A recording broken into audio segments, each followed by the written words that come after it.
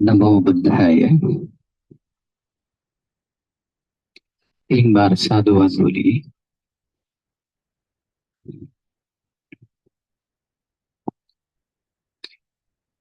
नमो तस् भगवतो अरहतो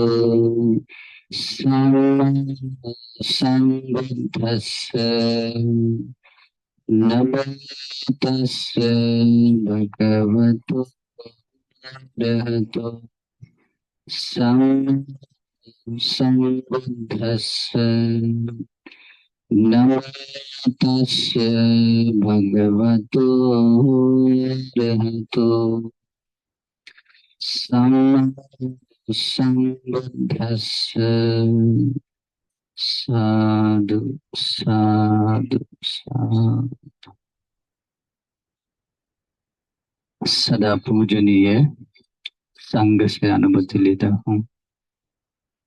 श्रद्धावंत पुण्यवंत उपासक और उपासिकाओं, आप सभी लोगों का, हम सभी लोगों का बहुत ही बड़ा सौभाग्य है, पुण्य है कि अभी हम तथागत सम्यक संबुद्ध के शासन काल में जीवन गत कर रहे हैं, जीवन जी रहे हैं। ये सौभाग्य सैकड़ों कल्प कल्पांतर के बाद मिलता है। तथागत का शासन जब संसार में होता है, उस समय मनुष्य का जन्म मिलना और भगवान की वाणी श्रवण करने के लिए मिलना बहुत ही दुर्लभ होता है, बहुत दुर्लभ होता है। तो इसलिए भी ये दुर्लभ मौका मिला है तो उसका लाभ उठाना जरूरी है। जनरली तथागत ने इस तरह से उपदेश दिया है, दुर्लभो बुद्धानम उत्पादो। भगवान का जन्म इस संसार में सबसे दुर्लभ है, दुर्लभ है। कितना दुर्लभ है कि सोच नहीं सकते, कितना दुर्लभ है, बहुत दुर्लभ है। फिर भगवान ने कहा, दुर्लभो मनुष्य प्रतिलाभो। मनुष्य का जन्म का प्रतिलाभ होना, मनुष्यत्व लाभ होना बहुत दुर्लभ है, बहुत दुर्लभ है। आगे भगवान ने कहा है, दुर्लभो सद्धम्म सवनम। तथागत की वाणी श्रवण करने के लिए मिलना वो भी बहुत दुर्लभ है। भगवान की वाणी श्रवण करने के लिए मिलना बहुत दुर्लभ है, बहुत दुर्लभ है। फिर आगे भगवान कहते हैं, दुर्लभो सद्धिन्नो। 3 रत्नों के प्रति श्रद्धावान बनना, 3 रत्नों के प्रति श्रद्धा अपने हृदय में जागृत होना, ये भी बहुत दुर्लभ है, बहुत दुर्लभ है। अगर ये दुर्लभ नहीं होते तो भगवान नहीं कहते। जो सब कुछ देखने वाले, सब कुछ जानने वाले भगवान हैं, उन भगवान ने कहा है कि 3 रत्नों के प्रति श्रद्धा का प्रतिलाभ होना भी बहुत दुर्लभ है, बहुत दुर्लभ है। भगवान ने ये भी कहा है, दुर्लभो पंपजित भाव। और इस बुद्ध शासन में काषाय वस्त्र परिधान करने के लिए मिलना, यानी कि प्रवर्जित भाव मिलना बहुत दुर्लभ है, बहुत दुर्लभ है। ऐसा दुर्लभ होने के बाद भी, ये सारी बातें अति दुर्लभ होने के बाद भी हम सबका सौभाग्य है कि आज भी हम उन भगवान रहस्यमय संबुद्ध को देख सकते हैं धर्म के द्वारा। आज भगवान के परिनिर्वाण के बाद भी क्यों न हो, लेकिन आज भी हम उन भगवान को शरण गए हैं। उस भगवान के श्रीमुख से निकली हुई वाणी श्रवण करने के लिए मिलती है। और हमें मनुष्य का जन्म तो मिला ही है, प्रभु जी भाव पाने के लिए भी मौका मिला है। 3 रत्नों के प्रति श्रद्धावान बनने का सौभाग्य भी मिला है। तो ये सारी दुर्लभ बातें जिनको मिलती है, वो व्यक्ति साधारण नहीं होता है, उसका पुण्य बहुत होता है।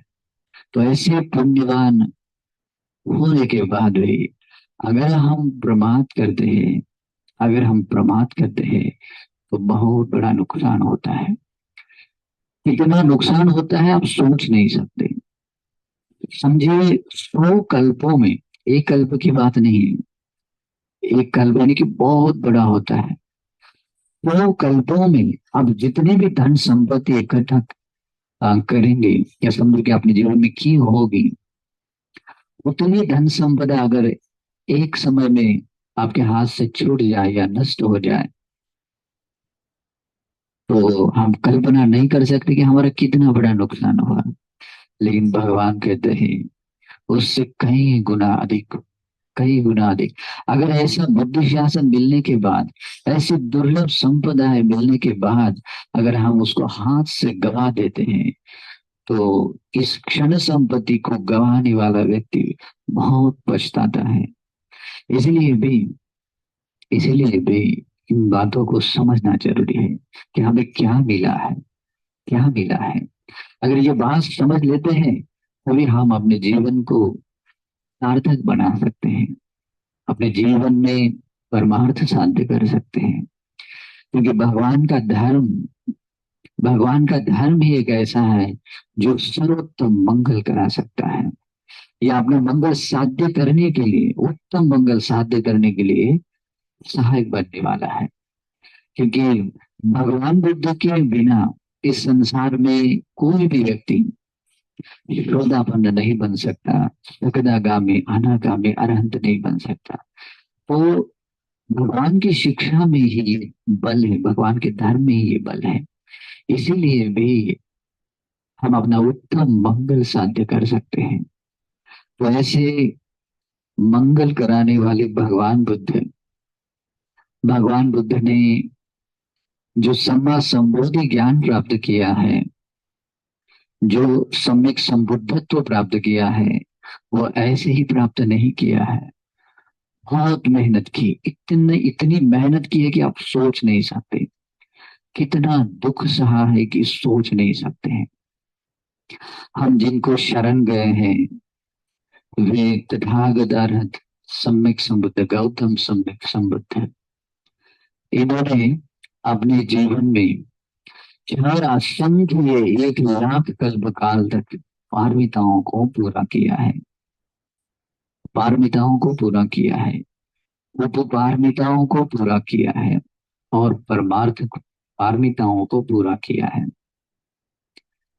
तो ये साधारण काल नहीं होता, बहुत बड़ा है, चार असंख्य और ऊपर से 1 लाख कल्प, बहुत लंबा समय। भगवान बुद्ध ने इतने काल में अपने बुद्ध कारक धर्म को, बुद्ध कारक धर्म यानी पारमिताएं, उसमें उसकी 3 कैटेगरी होती हैं। उपपारमिताएं भी होती है, उपपारमिताएं बनते हैं अपने जीवन या अंग से जुड़ी हुई बात होती है, या परमार्थ पारमिताएं होती हैं, अपने प्राण भी उसके बदले में देकर जो पुण्य पार में की होती है, तो वो परमार्थ पार में होती है। तो ऐसे भगवान बुद्ध ने इन 300 यानी कि कुल मिलाकर 10 पारमिताएं हैं, और उसकी उपपारमी 10 और परमार्थ पारमी 10। तो ऐसे 30 पारमिताओं को अनेक तरह से, अनेक तरह से उन्होंने परिपूर्ण करते हुए इतना लंबा समय बीता। लेकिन हर समय में उन्होंने किस लिए पारमिताएं पूरी की है? सम्मा संबोधि ज्ञान पाने के लिए।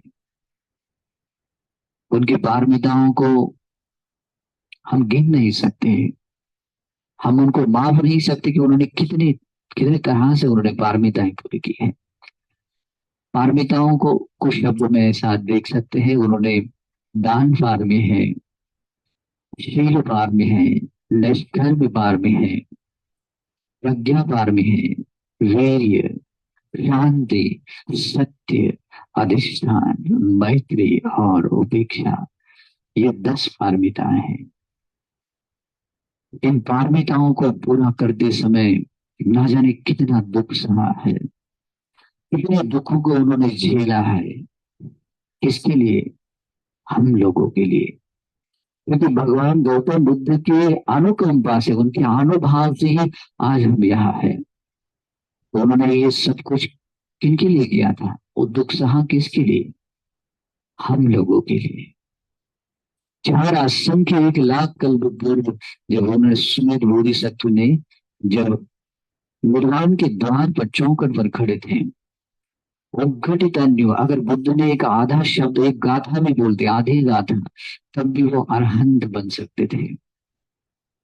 पूरी गाथा भी नहीं, 2 लाइन की गाथा होती है, 4 पद होते हैं, उसमें से एक पद भी अगर बोला होता भगवान ने, तब भी वे अरहंत बन सकते थे।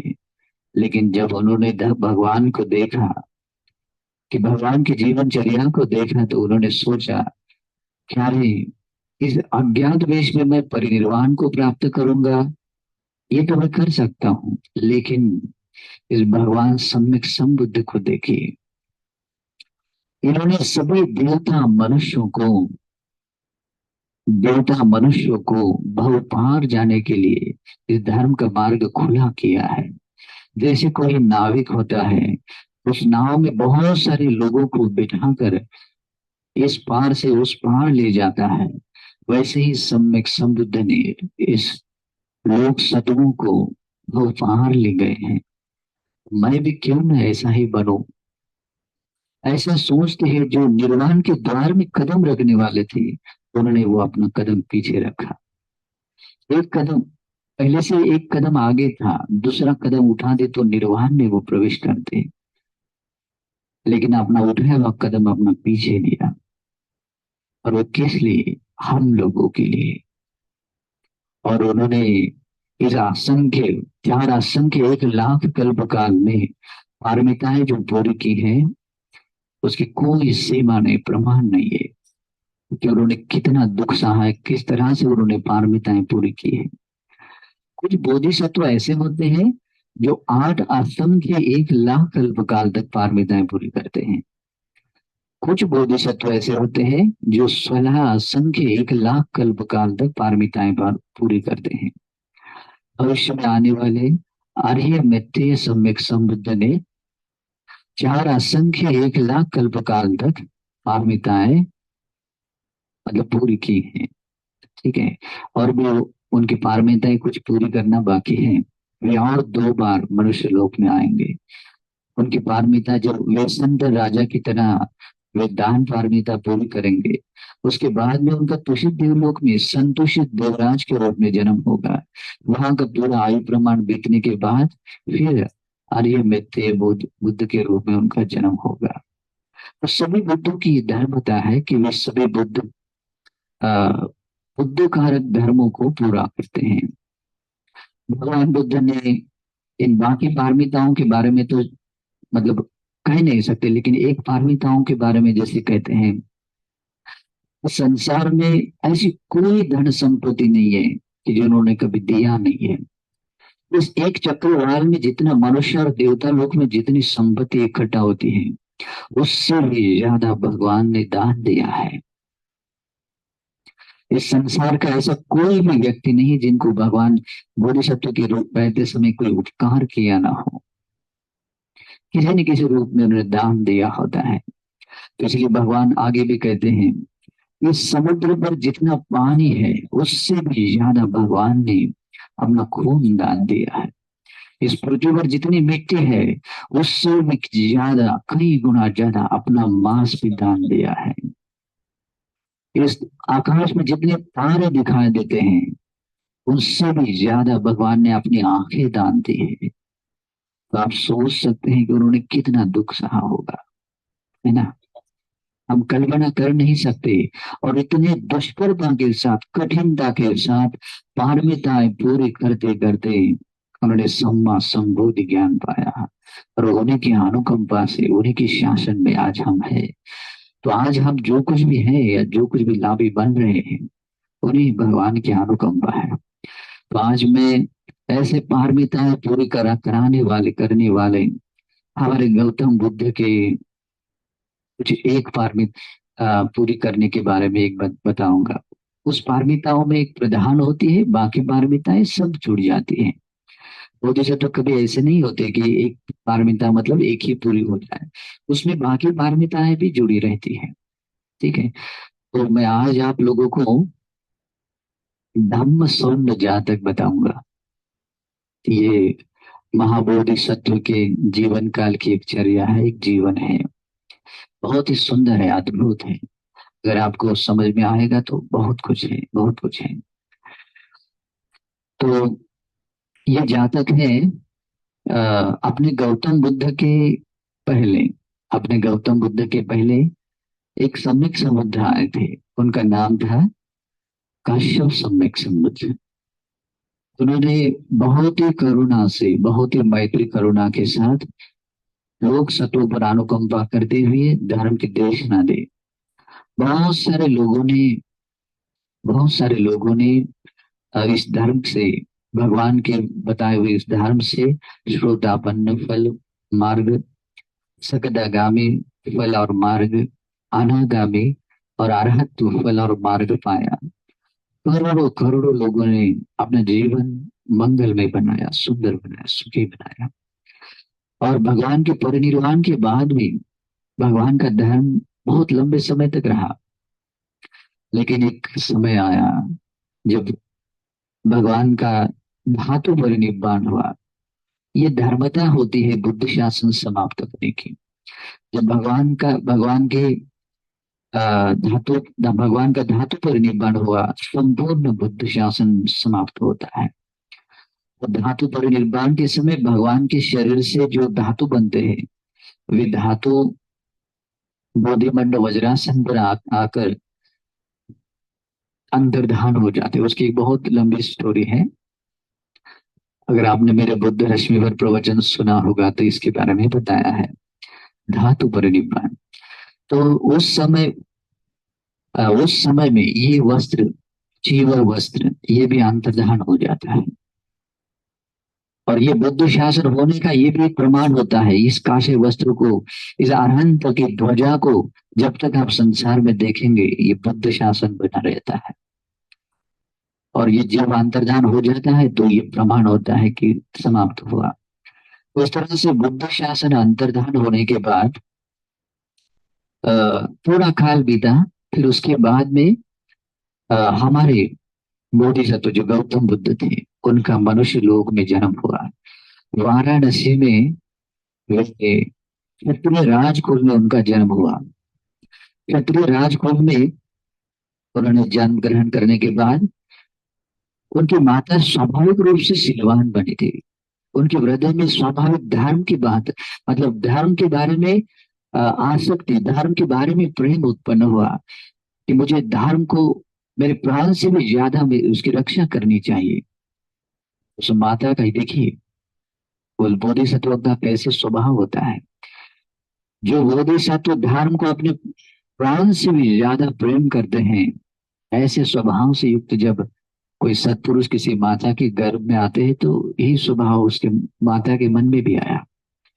और आश्चर्य की बात यह है, जब बोधिसत्व ने 10 महीने अपने माता के गर्भ में रहने के बाद जब जन्म लिया, जन्म लेने के बाद उस राज्य, उस देश के हर एक व्यक्ति के हृदय में धर्म के बारे में प्रेम उत्पन्न हुआ।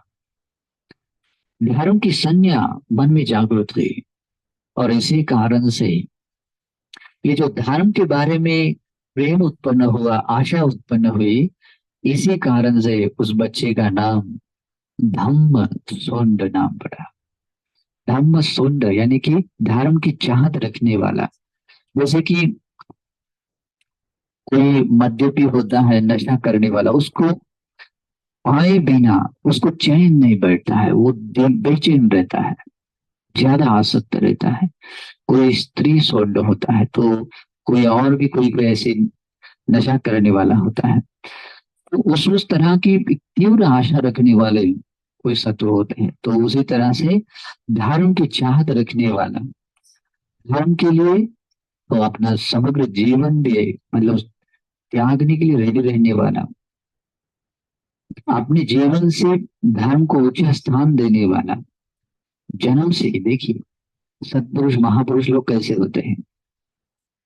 और उनका जन्म होने के साथ ही उनका स्वभाव भी संसार में प्रकट हुआ, इसलिए उनका नाम धम्म सुंदर रखा।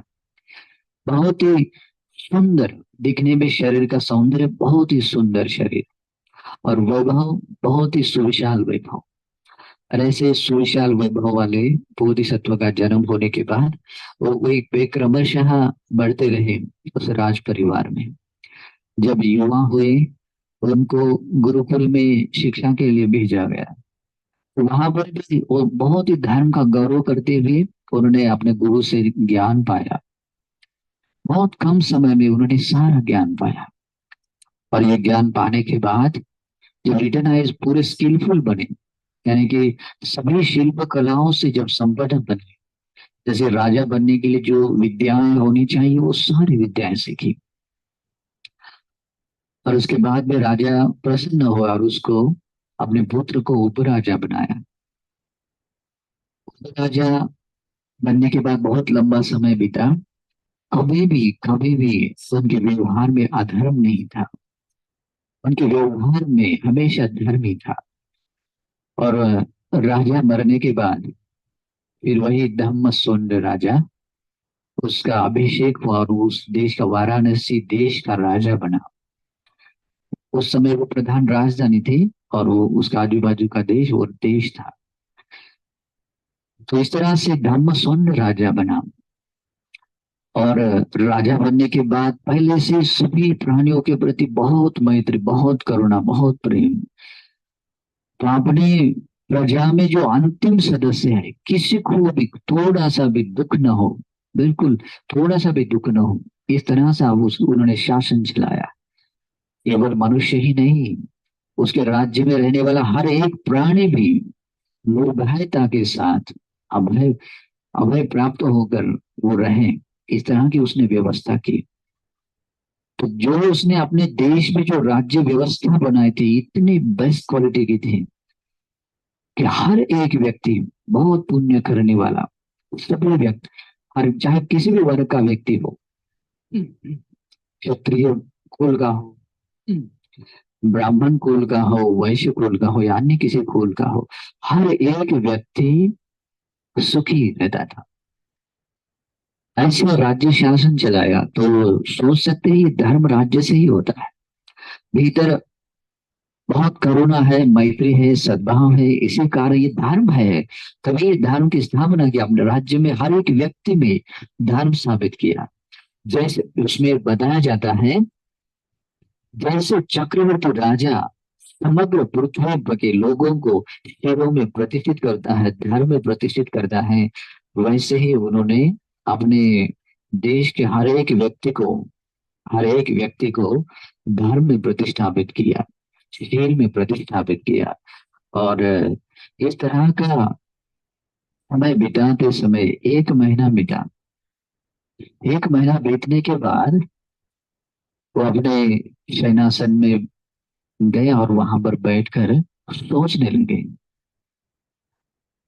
मैं ये जो जीवन जी रहा हूँ, ये राज्य शासन चला रहा हूँ, लेकिन मेरे पास लोकोत्तर धर्म नहीं है।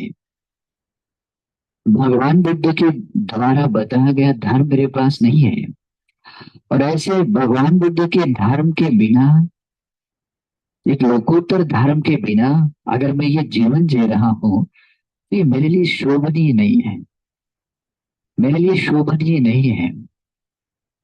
मेरा धर्म, मेरा जीवन निरर्थक सा लग रहा है, बिल्कुल शोभा नहीं लग रहा है, शोभनीय नहीं लग रहा है। वो सोचता है। तो इस तरह से वो सोचते हुए उस इमारतों को स्पष्ट करते हुए भगवान ने, मतलब अनेक अनेक तरह से वो बात प्रकट की है। जिस राजा ने जिस राजा ने इस तरह का राज्य शासन चलाया, जो धर्म का शासन था, वो राजा क्या कहता है, उसके बारे में क्या कहते हैं, पुण्येन शिलादि मयेन पुब्बे कतेन पत्तोस्मि अतंदितेन। और जिस व्यक्ति ने बहुत सारे पुण्य कर्म करते हुए और शीलादि अन्य भी पुण्य कर्म किए हैं, अपने पूर्व जन्म में कैसे किए हैं। और दिन रात जिसने अप्रमाद होकर धर्म की रक्षा की है, और ऐसे पुण्य करने वाला व्यक्ति अपना देह छोड़ने के बाद जब ताओ या दो देवलोकों का जो राजा बनता है, देवेंद्र शक्र बन जाता है, तो वो देवता लोग अगर ऐसे पुण्यवान महानुभाव संपन्न देवेंद्र शक्र के बिना अगर वो देवलोक अगर वो रहता है, वो देवलोक शोभनीय नहीं होता है। देवेंद्र शक्र के बिना वो देवता लोग शोभनीय नहीं है। और उसी तरह से वो कहता है कि अरे मैं इस राज्य में तो हूँ, मैं अच्छा राज्य शासन चला रहा हूँ, लेकिन अगर मेरे पास उस तरह का परमार्थिक धर्म लोकोत्तर धर्म मेरे पास नहीं है, वो धर्म वो धर्म न होने के कारण मेरा जीवन उतना सुशोभनीय नहीं है। फिर आगे कहते हैं, रूपेन हारि नयेन उत्सवेन शब्देन सम्मा सवनामत्तेन गंधेन धानुस्सवन शोभनेन रसन्य पुनेन रसेन चापि वसेन गतस्य सुहस्सदेन समिद्ध पतोस्मि महिद्दिकोहम्। अभी वो ऐसा जो सभी पृथ्वी का जो अधिपति राजा था, जो अधिपति राजा ये सोच रहा था कि अगर मुझे देखने में अगर परमार्थिक ऐसा जो धर्म अगर मुझे नहीं दिखाई दे रहा है, सुनने में अगर वो बात मुझे इस धर्म के लोगों को सुनने में नहीं आ रही है, या जो भी जिसमें स्वाद लेने योग्य कुछ ऐसे कुछ उसमें मैं रसास्वाद उसमें गंध नहीं ले पा रहा हूँ, या स्पर्श करने में अगर मैं लोकोत्तर धर्म को अगर मैं स्पर्श नहीं कर पा रहा हूँ, तो ये मेरा प्रमाद ही है। और इसी कारण से माँ पज्य तुम युक्त रूपंति न्यत्वा, और इसी कारण से वो ये बात जान रहा है, ये बात जान रहा है कि मेरे से द्वारा कोई ऐसा प्रमाद न हो, क्योंकि अगर लोकोत्तर धर्म नहीं है, ये बात नहीं है, तो ऐसा प्रमाद होने की संभावना है। तो इसलिए वो कहता है, अगर मुझे कोई व्यक्ति लोकोत्तर धर्म मुझे कोई व्यक्ति दे देगा, तो मैं उसको बहुत कुछ दे सकता हूँ, यहाँ तक कि मैं अपने प्राण के बदले में भी मैं वो धर्म की चाहत रखता हूँ। बोलते वो कहते हैं, दस्सामि अंग अपि जीवितंच धन्यं धनं चापि प्रसन्न चित्तो सुस्सामि धम्मं शिवमाद धानं जिनेरितं जाति जरापहानं। जो जीन जीन तथागत है, जो जीन तथागत के द्वारा उपदिष्ट धर्म है, जो जन्म बुढ़ापा और मृत्यु को समूलतः नष्ट करता है और अमृत निर्वाण जहाँ जो धर्म देता है, ऐसा धर्म जो कोई व्यक्ति अगर मुझे बताता है, तो मैं उसको तो सब कुछ दे सकता हूँ, धान्य भी, धन भी, और सभी प्रकार के माणिक्य रत्न सब कुछ दे सकता हूँ, यहाँ तक कि मेरा जीवन का अंग मांगा तो वो भी दे सकता हूँ, अगर प्राण मांगा तो प्रसन्न चित्त से वो भी मैं दे सकता हूँ। तो इस इतना प्रेम था धर्म के बारे में। फिर आगे कहते हैं, न शोभति यथा कासम जलम थाम पति विना रज्य कारणं तथा मह्यं विना धम्मा न शोभचे शोभते। ये जो मेरा राज्य शासन चलाना है, चलना है, अगर वो धर्म नहीं है तो वो सुशोभनीय नहीं है। जैसे कि अगर बादल मेघ गर्जन करते हुए काले बादल अगर छाए और वो बारिश न करते हैं, बारिश नहीं करते हैं, वो भी उतने सुशोभनीय नहीं दिखते हैं। वैसे ही मेरा ये जीवन, ये राज्य चलाना शोभनीय नहीं है, शोभायमान नहीं दिखता है। फिर आगे कहते हैं, न शोभति हता रत्ति विषानाथ विना सदा राज्य कारणं तथा मह्यं विना धम्मान शोभते। तो आगे कहते हैं, जैसे कोई हस्ती राज हो, और उसको अगर उसको चलाने वाला, ट्रेनिंग देने वाला जो आगे बैठकर जो उस हाथी को प्रशिक्षण दे रहा, जो ये रहता है रथ चलाने वाला जो रहता है, पुरुष रहता है, वो अगर उसके ऊपर आरूढ़ नहीं है तो हाथी रत्न भी सुशोभनीय नहीं दिखता है।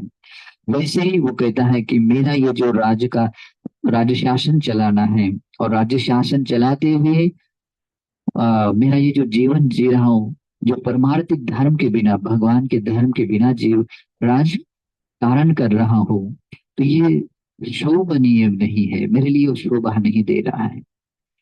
फिर आगे कहते हैं,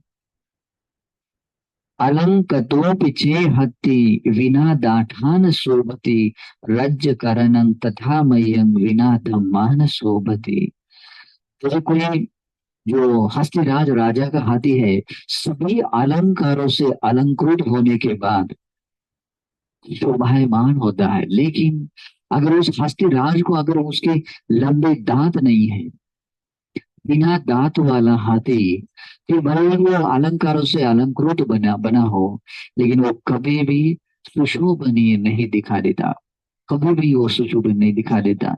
वैसे ही तथागत सम्यक संबुद्ध के धर्म के बिना मेरा जीवन, ये राज्य शासन चलना चलाना सुशोभनीय नहीं है, मेरे लिए शोभा नहीं दे रहा है।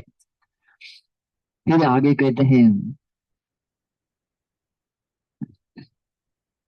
अगर कोई वेली है, समझो फूलों की वे लता है, अगर वो फूलों से सजी हुई नहीं है, तो वो भी जैसे सुशोभनीय नहीं दिखाई देती है। वैसे ही मेरा ये राज्य शासन करते हुए जो रहना, लेकिन तथागत के धर्म के बिना, परमार्थिक धर्म के बिना अगर मैं जीवन जी रहा हूँ, तो ये मेरे लिए सुशोभनीय नहीं है। और आगे कहते हैं, यथा सो मंडितो राजा कुपितो नीव शोभति, राज्य करणं तथा मह्यं विना धम्मान शोभति, विना धम्मान शोभति। और कोई एक राजा है, किसी देश का राजा है, और वो भी बहुत अच्छी तरह से राज्य चलाता है, लेकिन वो बहुत कपटी है। मतलब अंदर से एक है और बाहर से एक है। कपटी का अर्थ होता है दिखाने में एक आंख होता है और अंदर होता कुछ और है। ऐसा अगर राजा होता है तो वो भी राजा उस देश के लिए सुशोभनीय, वो शोभा नहीं देता है। वैसे ही मेरा ये राज्य शासन चलाना, तथागत के धर्म के बिना, तथागत का धर्म बिना धारण किए बिना मेरा ये राज्य शासन चलाना सुशोभनीय नहीं है। ऐसे अनेक तरह से वे बोधिसत्व सोचते हैं, विचार करते हैं कि तथागत सम्यक संबुद्ध के धर्म के बिना मेरा जीवन अधूरा है, वो शोभनीय नहीं है। और वैसा जीवन में अगर जी रहा हूं तो वो भी मेरा जीवन सार्थक होना नहीं है। वो अच्छा तो दिखाई नहीं देगा ही, लेकिन वो मेरे लिए कोई भी वैसा मंगल साध्य कराने वाला नहीं है। तो इस तरह से अपने आप को अनुशासित करता है और कहता है कि अरे तेरा जीवन अगर तथागत के धर्म के बिना है, वो क्या काम का। तुझे तथागत के धर्म से युक्त जीवन जीना चाहिए। भगवान बुद्ध ने जो धर्म बताया है, विमुक्तिदायी धर्म बताया है, कौन सा धर्म? जो जन्म, बुढ़ापा और मृत्यु, मृत्यु से परे ले जाने वाला है, यानी कि परम निर्वाण तक ले जाने वाला, निर्वाण में प्रतिष्ठापित कराने वाला धर्म है। उस धर्म से युक्त तुझे होना चाहिए। इस तरह से वो राजा अपने आप को अनुशासित करता है। फिर कहता है कि अरे मुझे तो नहीं पता, लेकिन मेरे राज्य में बहुत ज्ञानी लोग हैं, बहुत ज्ञानी मेरे मंत्री है, उनको मैं पूछूंगा। जरूर कोई ना कोई तो भी भगवान की कोई गाथा पद अगर जानता होगा तो मैं उसको सुनूंगा। फिर सुबह वह रात भर उसने इस धर्म का चिंतन किया, कितना प्रेम होगा धर्म के बारे में। फिर रात भर चिंतन करने के बाद सुबह सुबह सुगंधित जल से स्नान करता है, बहुत ही सुंदर ड्रेस पहनता है, अलंकारों से अलंकृत होता है, और जो सिंहासन होता है उस सिंहासन पर बैठता है, अपने सभी मंत्री और अपनी प्रजाओं के बीच में जैसे देवता है, देवता सदृश सुशोभमान शोभायमान के रूप में बैठ जाता है।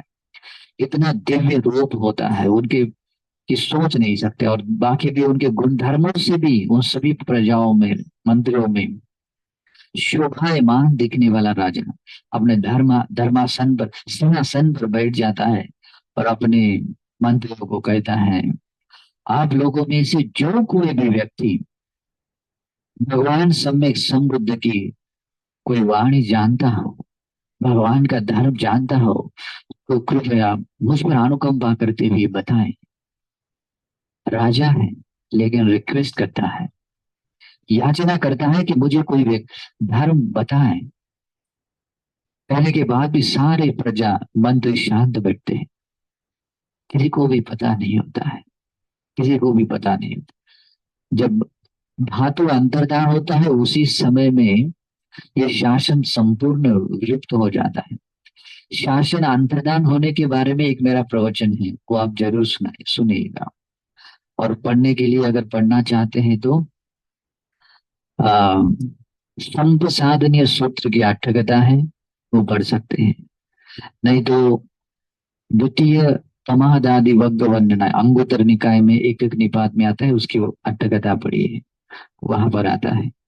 अगर ये एक जगह पर सब कुछ शासन के बारे में पढ़ना है तो मेरे द्वारा लिखित एक ग्रंथ पढ़िए, बुद्ध शासन नाम से, आपको उपलब्ध हो सकता है। तो उसमें ये सब कुछ है। तो बुद्ध शासन यानी परियत्ति शासन, पटिपत्ति शासन और पटिवेद शासन समग्र अंतर्धान होता है। इसका मतलब एक गाथा भी, एक गाथा भी जब अस्तित्व में नहीं रहती मनुष्य लोक में, तो ये शासन अंतर्धान होता है। इसको कहते हैं परियत्ति शासन, अंतर्धान होना। भगवान बुद्ध के द्वारा बताया गया श्री सद्धर्म में से एक गाथा मात्र भी, ध्यान से सुनिए, एक गाथा मात्र भी अगर कोई व्यक्ति धारण कर लेता है, उसको याद रखता है, तो भगवान कहते तब भी परियत्ति शासन नष्ट नहीं होता है। अगर आप लोगों में से कोई एक व्यक्ति भी एक गाथा, एक सूत्र अगर धारण करने वाला है, तो भगवान के शासन को बनाए रखने वालों में से आप लोग हैं। अगर इस समग्र पृथ्वी पर एक गाथा धारण करने वाला व्यक्ति भी रहता है, तब भी बुद्ध शासन रहता है। लेकिन जब वो व्यक्ति भी नहीं होता है, तब बुद्ध शासन अंतर, परियत्ति शासन अंतर्धान होता है। परियत्ति नहीं है तो पटिपत्ति कहाँ होगा, पटिपत्ति नहीं है तो पटिभेद कहाँ होगा, धर्म का अवबोध कहाँ होगा।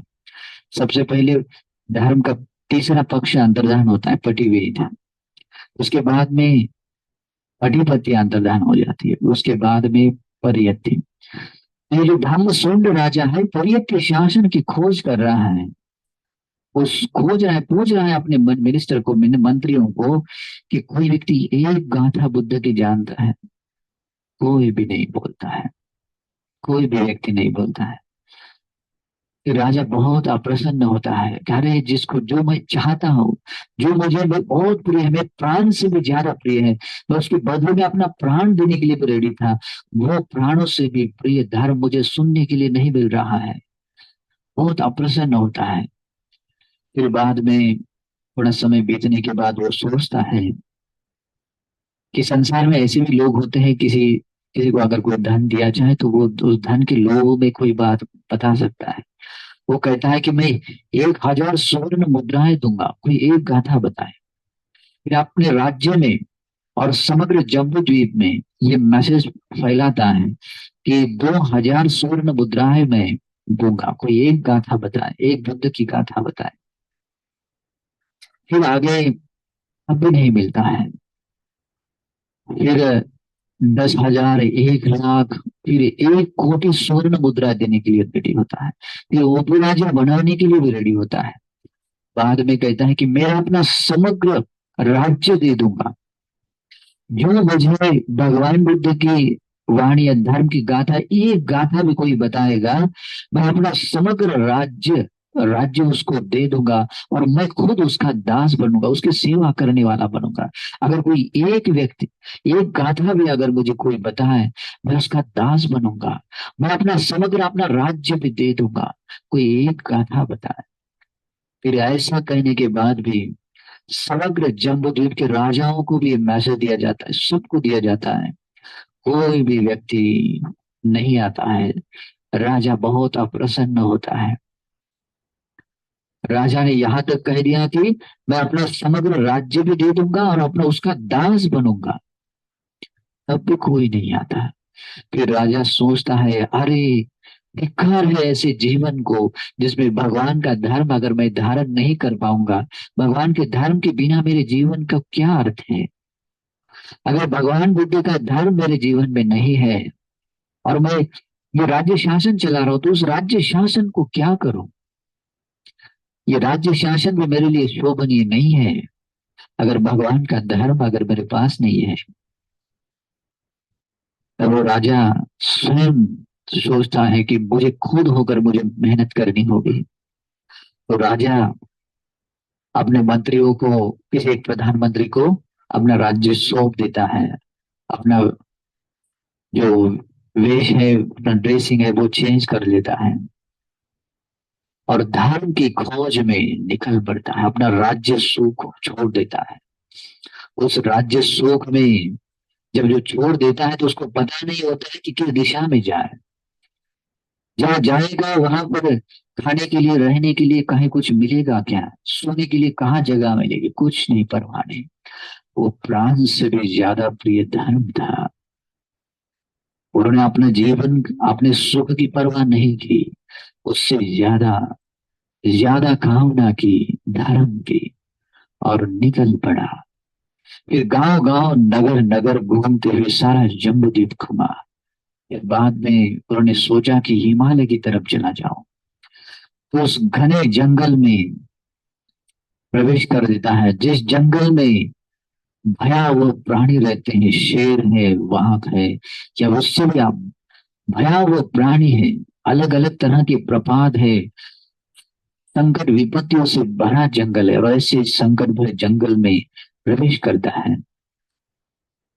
प्राणों की परवाह नहीं है, उससे भी ज्यादा चिंता है कि मुझे किस तरह से धर्म मिल जाए।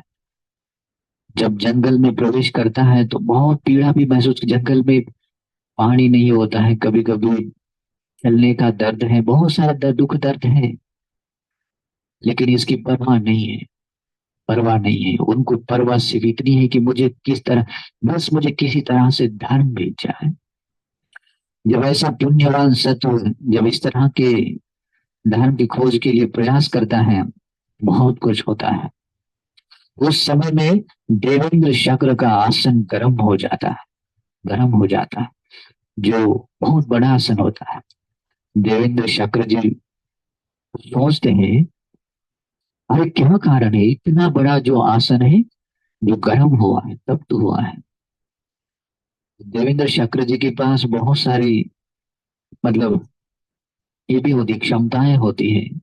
एक समय में वो हजार टॉपिक को वो सोच सकता है, देख सकता है, इसलिए उनको सहस्त्र नेत्र बोलते हैं। देवेंद्र चक्र जी के 7 नामों में से एक नाम है सहस्त्र नेत्र।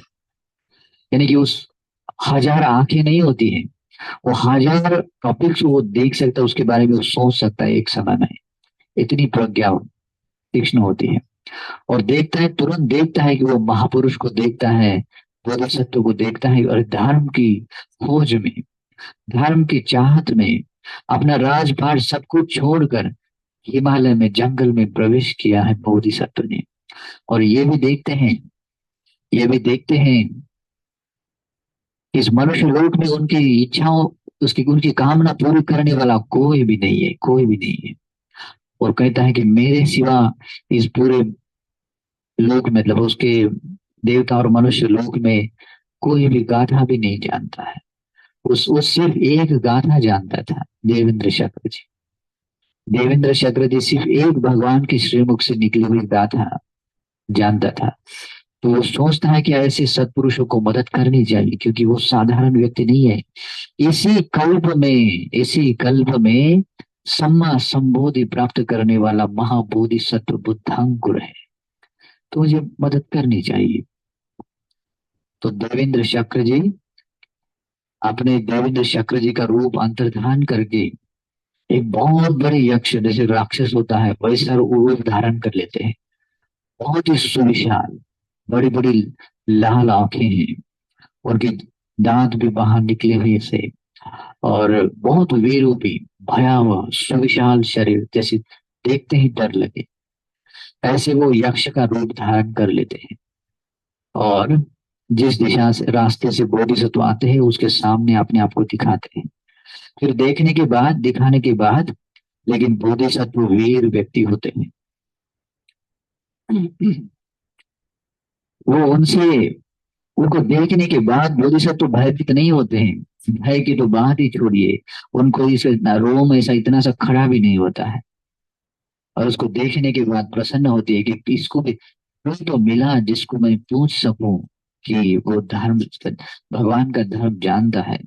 तो प्रसन्न मन से होकर कहता है कि इस तरह से उसके रूप का वर्णन भी करता है कि तो बहुत ही भयावह दिखने वाला जो भी है। कहता है, हे देवते, अगर तू कोई भगवान बुद्ध की वाणी धर्म, अगर कोई धर्म की गाथा अगर तू जानता है तो मुझे बता। तो वो कहता है कि मैं भगवान बुद्ध के द्वारा उपदेश धर्म की एक गाथा जानता हूँ, लेकिन तू उसके बदले में मुझे क्या देगा? तो धर्म की देशना देने वाले तू क्या दे सकता है? तू क्या क्या मेरे लिए ऑफर करेगा? तो राजा कहता है, जब मैं मेरे राज्य में था, तो धर्म की गाथा बताने वाले को मेरा समग्र राज्य देकर मैं उसका दास बनने के लिए रेडी था। अभी तो मैं जंगल में हूँ, मेरे पास मेरे शरीर के अलावा और कुछ है नहीं है। अगर तू चाहता है तो मैं मेरा मांस तुझे दान दे सकता हूँ। मेरा खून है, वो उसको मैं उसको दान दे सकता हूँ।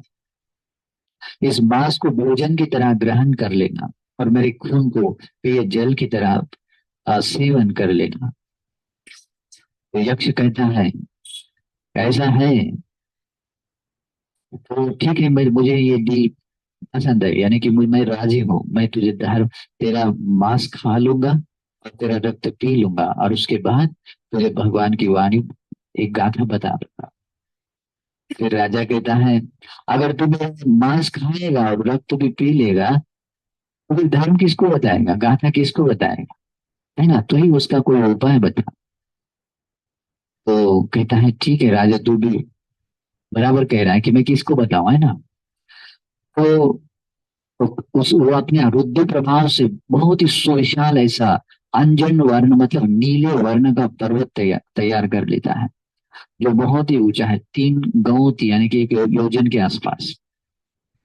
और कहता है कि तू ऊपर जा, और ऊपर से मैं नीचे खड़ा रहूंगा, और मेरे मुख में तू जंप कर लेना, और तू जंप करेगा, उस समय मैं वो गाथा बताऊंगा, उस समय मैं गाथा बताऊंगा, और तुझे धर्म की गाथा सुनने के लिए भी मिलेगी, और मुझे मेरा पेट भी भरेगा। राजा इतना प्रसन्न होता है कि अरे, मुझे भगवान अरहंत सम्यक संबुद्ध के द्वारा उपदेश किया हुआ धर्म सुनने के लिए मिल रहा है। जो धर्म जन्म, बुढ़ापा और मृत्यु से परे जाने के लिए है, जो जन्म जन्म के दुखों से मुक्त होने के लिए है, मेरे इस भाव संसार से मुक्त कराने कराने वाला धर्म है, वो सुनने के लिए मुझे मिल रहा है। अहो, मेरा जीवन धन्य हुआ। अभी उसको धर्म सुनने के लिए बहुत छोटा सा समय है, लेकिन उतने समय में भी वो धर्म जो सुनेगा और उस धर्म से युक्त छोटा सा भी जीवन जिएगा, वो मेरा जीवन धन्य हो जाएगा, मेरा जीवन धन्य हो जाएगा। वो सोचता है, ना जाने मेरे इस संसार में संसरण करते हुए, इस मनुष्य जीवन में जन्म लेते हुए, कभी कभी मुझे शेर ने भी खाया होगा, बाघ ने भी खाया होगा, या नाना प्रकार के प्राणियों के दष्ट करने से भी मुझे मृत्यु आया होगा, या अन्य भी किसी तरह के उपक्रमों से मुझे मृत्यु आया होगा, विपत्ति में पड़कर, संकट में पड़कर मैंने प्राण त्यागा होगा। लेकिन ये जो मेरा प्राण त्यागना है, ये निरर्थक नहीं है। यह मेरा प्राण का त्याग मेरे जन्म जन्म के दुखों से मुक्त होने के लिए, मेरा कल्याण होने के लिए है। इसीलिए मुझे प्रसन्न होना चाहिए, अपने आप को अनुशासित करता है, और इस तरह से अनुशासित करके प्रसन्न मन से उस पर्वत पर खड़ा होता है, और पर्वत पर खड़ा होने के बाद उस यक्ष को कहता है, विनंती करता है, कहता है, हे देवता, मेरे लिए पूजनीय है, गौरवनीय है, मैं तुझे याचना करता हूँ कि तू भगवान के द्वारा उपदेश धर्म की गाथा वो मुझे बता। ऐसा कहने के बाद देवेंद्र शक्र जी को बहुत ही आश्चर्य होता है कि ऐसा भी कोई व्यक्ति होता है, ऐसा भी वीर व्यक्ति होता है जो अपना प्राण त्यागते हुए भी प्राण के बदले में धर्म को पसंद करता है। और बोधिसत्व उस समय में रेडी होते हैं जंप करने के लिए।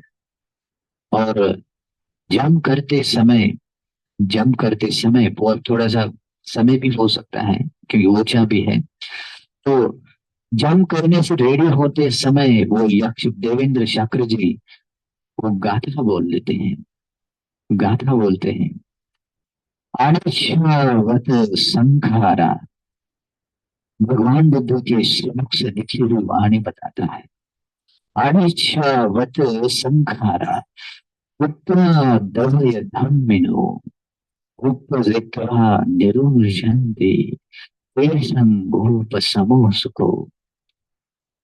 तो यक्ष कहता है, देवेंद्र शक्र जी वो गाथा कहता है कि भगवान ने ऐसी देशना की है कि सभी संस्कार अनित्य है, अनित्य है। सभी संस्कार, चाहे जैसे कि हम भी जो बने हुए हैं संस्कार ही, संस्कारों का ही पुंज है। हम भी एक कर्म संस्कार के रूप में ही है, तो हम भी बने हैं कैसे, हम भी कैसे हैं, अनित्य है, अनित्य है। अनिश्वत संखारा उत्पादवय धम्मिनो, उसका उत्पाद होना और वही होना, निरुद्ध नष्ट हो जाना उसका स्वभाव है। इस संसार में हमारा जन्म होता है और हमें मृत्यु भी आता है, ये उसका स्वभाव है, स्वभाव है।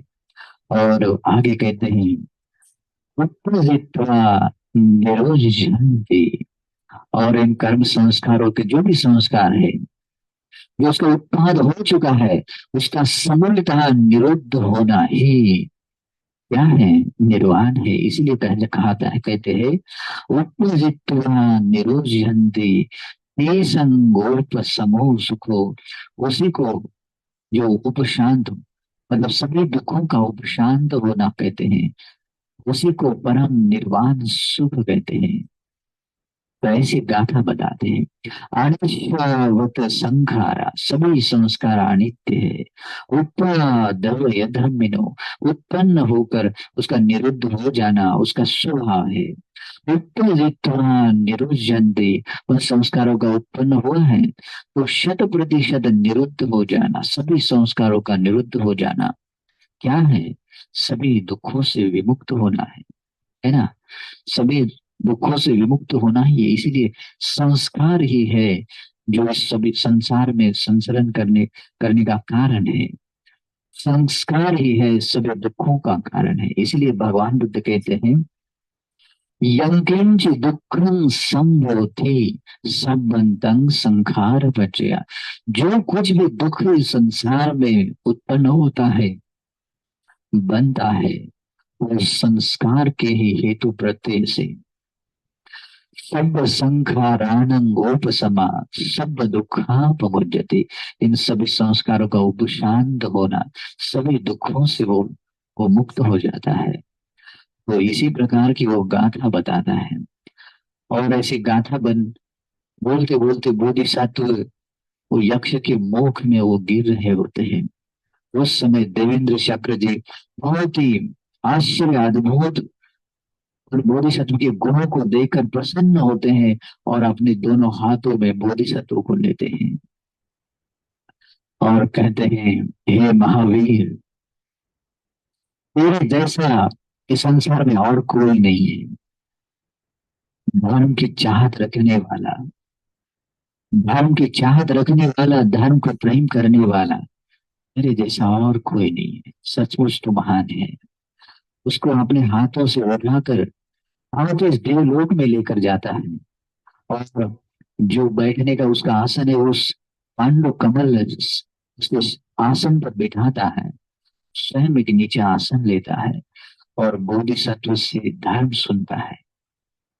बोधिसत्व से धर्म सुनता है।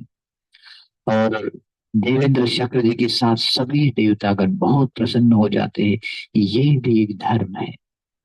और प्रज्ञावान लोगों के लिए, प्रज्ञावान लोगों की, जो लोग होते हैं जो उद्घटित अन्य होते हैं, जिनकी प्रज्ञा इतनी तीक्ष्ण होती है, उनको एक बात भी अगर बताई जाए, एक बात भी अगर छोटी सी बात भी बताई जाए, तो लाख गुना करके, करोड़ गुना करके उस बात को वो समझ सकते हैं। ये ज्ञानी व्यक्ति की पहचान है। बोधिसत्व ने ऐसे ही इस एक गाथा में अखंड त्रिपिटक का पूरा ज्ञान समझ लिया। तो सोच सकते हैं कि बोधिसत्व कैसे प्रज्ञावान हो सकते हैं, है ना। वो प्रज्ञा ऐसे ही नहीं मिलती है। प्रज्ञा ऐसे ही नहीं मिलती है। प्रज्ञा कैसे मिल सकती है? प्रज्ञा का प्रतिलाभ कैसे होता है? प्रज्ञा का प्रतिलाभ होता है शुश्रूषा लभते पन्य। जो तथागत आर्य सम्यक संबुद्ध का श्रेष्ठ धर्म है, जब वो व्यक्ति बहुत अच्छी तरह से श्रवण कर लेता है, उसी से ही प्रज्ञा उत्पन्न होती है। तो संसार में उन्होंने इसी तरह से संसरण करते हुए प्रज्ञा को पाया था। और अपने प्रज्ञा चक्षु से, अपने प्रज्ञा पारमिता से इस एक गाथा में उन्होंने अपना समग्र बुद्ध ज्ञान उन्होंने पाया। और इस तरह से वो धर्म श्रवण करने के बाद, उन देवताओं को भी धर्म की देशना करने के बाद, वो अपने राज्य में, वो देवेंद्र शक्र जी वाराणसी में छोड़ता है। और वाराणसी आने के बाद लोगों को धर्म बताता है, बताते हैं बोधिसत्व। और बहुत ही लोकोत्तर चित्त से वो सभी लोगों को पुण्य करने के लिए प्रेरणा देते हैं। और उन्होंने ये जो प्राण भी दिया था, जो अपना एक, मतलब गाथा सुनने के लिए अपना प्राण भी त्यागा था, उस समय में भी उन्होंने यही प्रार्थना की थी, ये जो मैं प्राण दे रहा हूँ, ये मेरे लिए प्रिय नहीं है, ऐसा नहीं है। और ये जो मैं उसके बदले में प्राण दे रहा हूँ, ये केवल मैं कोई लौकिक स्तर का कोई पद पाने के लिए नहीं कर रहा हूँ। मुझे सर्वज्ञता प्रिय है, सम्मा संबोध ज्ञान प्रिय है, इसलिए मैं अपना प्राण भी दे रहा हूँ। तो इस तरह से अपना प्राण का परित्याग करते हुए भी आपने सब कुछ, मतलब अपना जीवन ओझावर किया धर्म के ऊपर। और इस तरह से जब अपने राज्य में आते हैं, तो बहुत ही सुंदर तरीके से पुण्य करते हैं। हर पुण्य करते समय उन्होंने यही भाव रखा कि ये पुण्य मेरे सम्मा संबोधि ज्ञान पाने में हेतु प्रत्यय बने। तो इस तरह से उन्होंने अपने उस जीवन में दान दिया है, शील का पालन किया है, निष्कर्म युक्त भी जीवन जिया है, प्रज्ञा को अपने भीतर बढ़ाया है, वीर पुरुषार्थ वीर पारमिता भी की है, शांति को अपने भीतर बढ़ाया है, सत्य में प्रतिष्ठित रहे हैं, अधिष्ठान धार्मिकताओं को पूरा किया है, मैत्री को अपने भीतर अपने बहुत बढ़ाया है, और उपेक्षा में भी प्रतिष्ठित हुए हैं। और इस तरह से बारहवीं पूरी करते हुए तो अपना जीवन बिताया है। वो जीवन बिताने वाली बोधिसत्व की वो चर्या धम्म सुंड जातक नाम से जानी जाती है। तो ये धम्म सुंड जातक यहाँ समाप्त होती है। तो इस धर्म जातक से, इस उपदेश से आप लोगों को समझना चाहिए, अगर भगवान का धर्म आपके पास नहीं है, अगर आप भगवान के द्वारा उपदेश से सद्धर्म श्रवण नहीं कर पा रहे हैं, या उससे युक्त आपका जीवन नहीं है, तो ये जीवन आपके लिए सुशोभनीय नहीं है। ऐसे ना जाने कितने लोग हैं। देखिए इस नागपुर शहर को, कितना बड़ा है। इस भारत को देखो, कितने लोग हैं। 140 से करोड़ से भी ज्यादा लोग हैं। लेकिन तथागत सम्यक संबुद्ध के द्वारा उपदेश धर्म सुनने वाले लोग कितने हैं? बहुत कम लोग हैं। भारत के बहुतांश लोगों का दुर्भाग्य यह भी है कि आज भगवान की वाणी को भगवान की वाणी को पराया समझते हैं, भगवान को पराया समझते हैं, जबकि भगवान सबके हैं। भगवान का जन्म सभी के लिए है। लेकिन बहुत सारे लोग ये समझते हैं कि भगवान पर आए। और इसी कारण से उनके पास कभी कभी पुण्य होता है, उनके पास पुण्य होता है, लेकिन धर्म की देशना देने वाला कल्याण मित्र उनको नहीं मिलता है। वैसे मिथ्या दृष्टि जो उनको गुरु मिलते हैं, या मिथ्या दृष्टि को उनको ऐसा उनका जो नेता मिलता है, उनके संपर्क में होने के कारण उनकी धारणा ऐसी बनती है, हम जो कहते हैं वही सत्य है, बाकी सब झूठ है। हर जो भी धर्म संप्रदाय का दूसरा व्यक्ति है, वो यही कहता है, हम जो कहते हैं वही सत्य है, बाकी सब झूठ है। और इस तरह से सत्य का प्रतिक्षेप करते हैं। इसीलिए भी सत्य का प्रतिक्षेप करने के कारण सत्य नहीं मिलता है। और अनर्थ होने के लिए आरंभ इस कारण से हुआ है, क्योंकि वे मिथ्या दृष्टि पापी लोगों की, अब ये मिथ्या दृष्टि पाप है, ये लोगों की समझ में नहीं आता है। गलत धारणा एक मन का अकुशल है, आप लोगों को पता होना चाहिए, है ना। 10 प्रकार के अकुशल धर्म है, पाप धर्म है। उनमें से मन के अकुशल धर्म है। कौन कौन से हैं? मन के अकुशल धर्म है विषम लोभ, विषम लोभ। उसके बाद में है द्वेष, और तीसरा है मिथ्या दृष्टि। ये मन के अकुशल है। और मन का अकुशल उनको पता नहीं चलता, कभी कभी तो विषम लोग दूसरे धर्म के लोगों को अपने में कन्वर्ट करने में, या अपने दूसरे धर्म के कोई टेम्पल होता है या पवित्र जगह कैसे अपने कब्जे में लाया जा सकता है, विषम लोग हैं। और उसमें वो धर्म समझते हैं। देखिए, सम्राट अशोक ने या भगवान के समय से कितने विहार थे। आप अगर साउथ इंडिया में जाएंगे तो, या भारत में भी कहीं जाएंगे तो, इतने सारे बुद्ध विहार, आज बुद्ध विहार नहीं, कुछ और है। हम नाम बताए नहीं बताएंगे, क्योंकि किसी को बुरा लग सकता है। और द्वेष भी है, दूसरे दूसरे धर्म के लोगों पर कोई अभद्र वाणी से कुछ बोलना उनको धर्म लगता है। कुछ लोग बोलते हैं कि एक शब्द, ये कोई टॉपिक दिखे, एक निमित्त मात्र भी दिखा, उसको बोल करके ना जाने कितनी गालियां देते हैं, कितने अधर्म की बात बोलते हैं। कभी कभी तो खत्म करने के लिए राजी हो जाते हैं। वो लोग समझते हैं कि हम अपने धर्म की रक्षा के लिए किसी को मार देते तो वो भी धर्म की रक्षा है। अधर्म का आचरण करते, अधर्म को ही धर्म समझते हैं। हिंसा भला धर्म कैसे हो सकता है? लेकिन वे लोग ऐसे ही सिखाते हैं। और इतना ही नहीं है, जो मिथ्या दृष्टि होती है, मिथ्या दृष्टि समझ में नहीं आता है कि ये भी मन का अकुशल है। उनकी यही धारणा होती है कि मैं जो कुछ भी कह रहा हूँ वही परम सत्य है। और ऐसा कहने के कारण उनको पता भी नहीं चलता कि ये पाप है। और ऐसे पापी लोगों की संगति में रहने के कारण ही अनर्थ होना शुरू हो जाता है, अनर्थ होने के लिए आरंभ हो जाता है। और जो पुरुष लोग हैं, कुशल धर्मों से संपन्न सम्यक दृष्टिवान लोग हैं, उनकी संगति में रहने उनको पसंद नहीं आता है। कभी कभी उनको लगता है कि यार ये बेचारे कितने अच्छे लोग हैं, भगवान के श्रावक कितने अच्छे हैं। लेकिन उनकी मान्यताएं होती है, अरे मैं उनके पास जाऊं, उनकी शरण ग्रहण करूं तो मेरा धर्म बढ़ जाएगा। अगर मेरा धर्म बढ़ जाएगा तो मैं कैसे हो सकता हूँ, मैं मेरा अस्तित्व खो दे सकता हूँ। इसलिए उनके पास नहीं जाता है, सत्पुरुषों की संगति में नहीं आता है।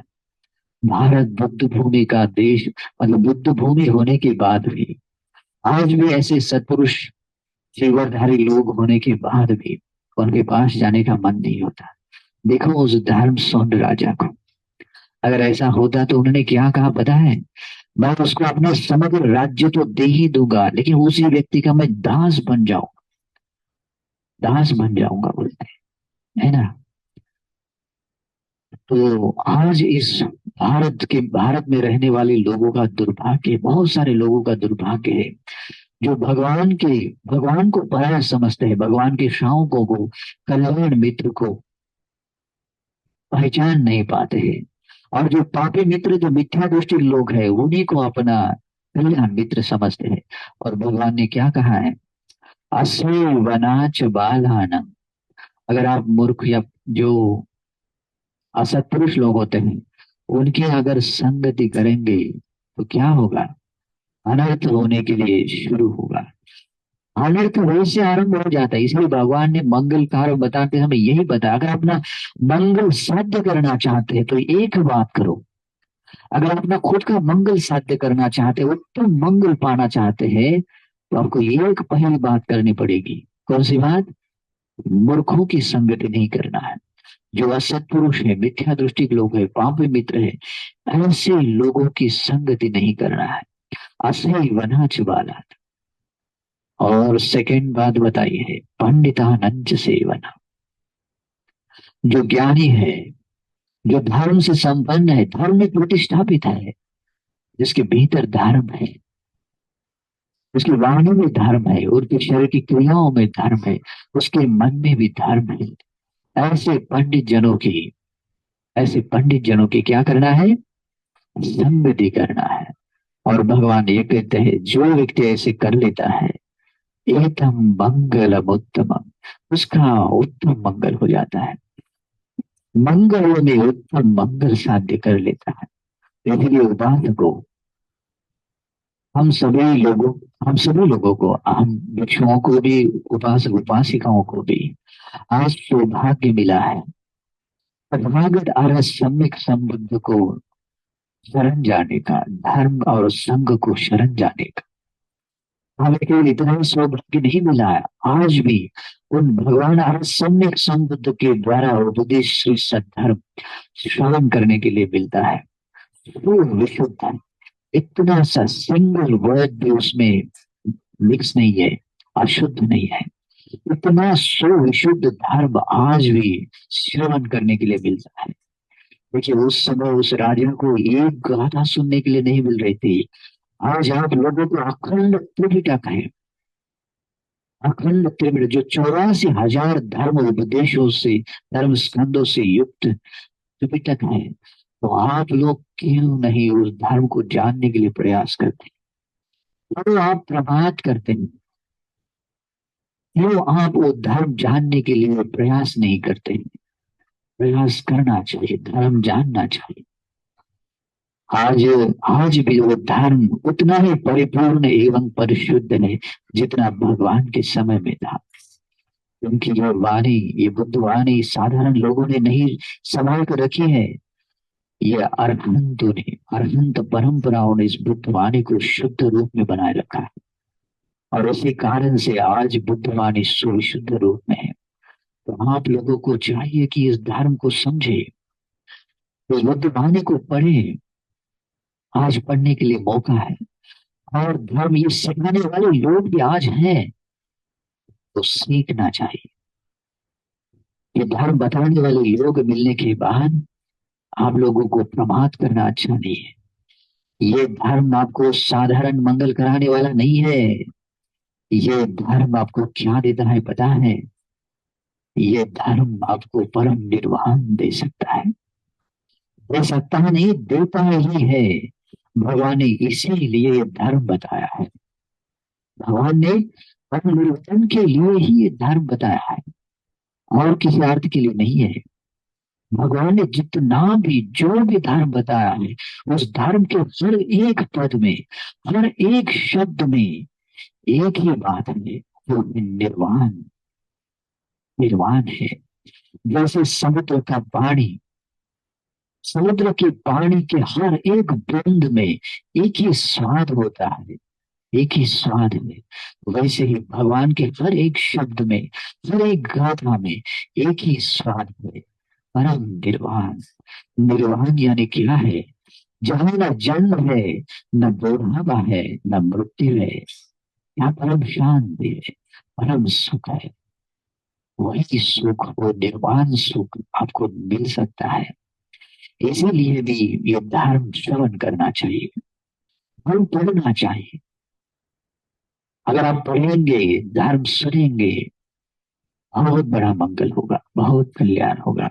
आप यहाँ तक कि निर्वाण भी पा सकते हैं। इसलिए आप लोगों को वो विशुद्ध धर्म मिलने के लिए ही हम लोग प्रयास करते हैं। और उन्हीं प्रयासों में हम एक और प्रयास करने वाले हैं। मैं एक त्रिपिटक टेक्स्ट स्टडी नाम से एक मैं यूट्यूब चैनल में ओपन कर रहा हूँ।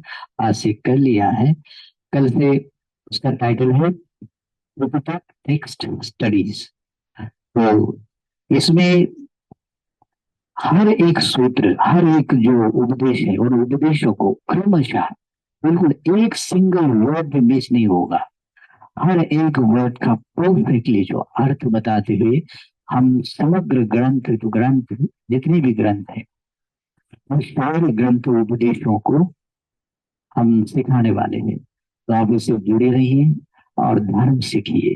इस धर्म शून्य जातक की तरह, एक धर्म शून्य बोधिसत्व की तरह, धर्म की खोज करने वाले, धर्म को पसंद करने वाले, अपने प्राण से भी ज्यादा धर्म को महत्व देने वाले ऐसे बने। और फिर देखिए, ये धर्म आपको क्या देता है।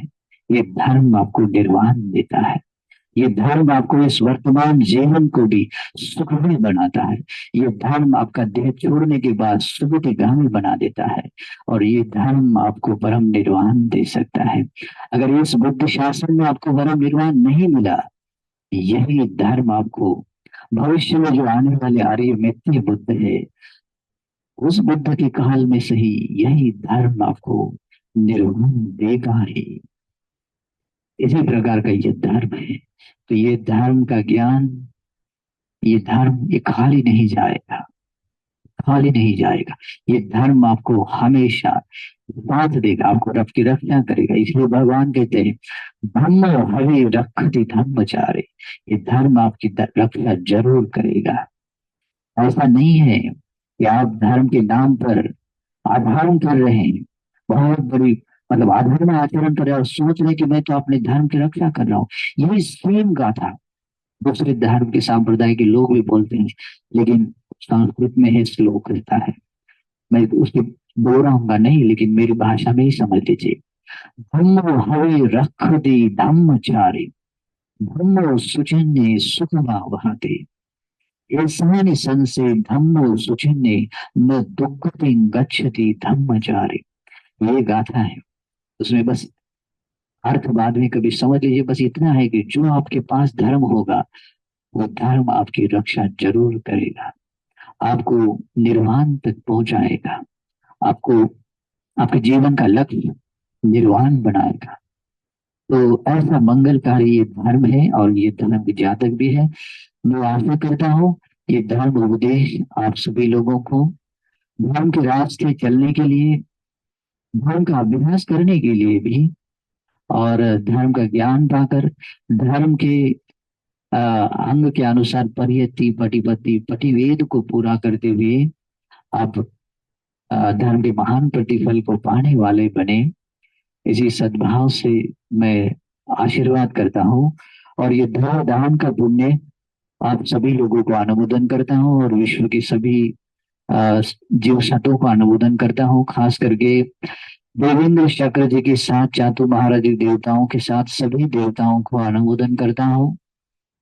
और मेरे जीवन से जुड़े सभी परलोक में गए न्यास रिश्तेदारों को अनुमोदन करता हूँ। मेरे गुरु आचार्य उपाध्याय सब ब्रह्मचारीगण, माता पिता भाई बहन रक्त संबंधी और तीन रत्नों को शरण गए हुए सभी उपासक उपासिकाओं को ये सारा पुण्य समान रूप से अनुमोदन करता हूँ।